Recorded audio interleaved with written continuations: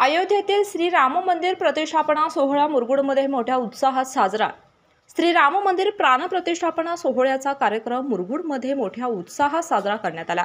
राम मंदिर प्राण प्रतिष्ठा पौष शुक्ल द्वादशी शके 1945 या शुभ दिवशी अयोध्येमध्ये मोठ्या भक्तिमय वातावरणात साजरा झाला। बाबा, खमंग म्हणजे काय? याला म्हणतात खमंग, गोकुळ तुपातलं खमंग म्हणजेच गोकुळ तूप। राम जन्मभूमीवर बांधण्यात येत असलेल्या मंदिराच्या तळमजल्यावरील गर्भगृहात श्री रामाच्या बालस्वरूपातील नवीन मूर्ती विराजमान झाली। पंतप्रधान नरेंद्र मोदी यांच्या हस्ते हा सोहळा भव्य दिव्य स्वरूपात साजरा झाला।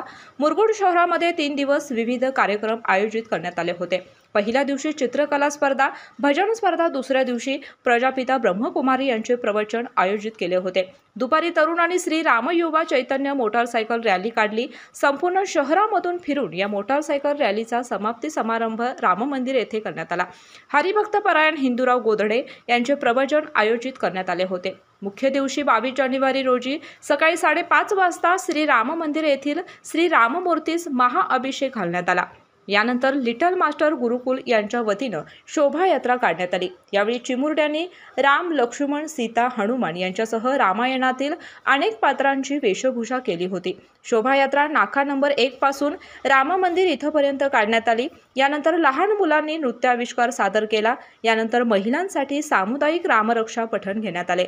अयोध्या येथील राम मंदिरामध्ये प्राणप्रतिष्ठापना झाल्यानंतर श्री रामाच्या मूर्तीवर अयोध्या येथून आलेल्या अक्षता वाहण्यात आल्या।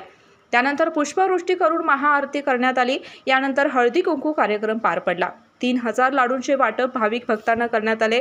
संध्याकाळी चित्रकला स्पर्धेचा बक्षीस वितरण समारंभ पार पडला। या संपूर्ण कार्यक्रमाचे नियोजन अयोध्या श्री रामप्रभू प्राण प्रतिष्ठापना सोहळा उत्सव समिती मुरगुड, श्री राम जन्मभूमी न्यास उपखंड मुरगुड मंडल यांच्या वतीनं करण्यात आले होते। कोल्हापुरी कारभारसाठी कागल प्रतिनिधी ओंकार पोद्दार। अशाच नवनवीन अपडेट पाहण्यासाठी आमच्या कोल्हापुरी कारभार म्हणजेच KK न्यूज चॅनेलला सबस्क्राईब करा।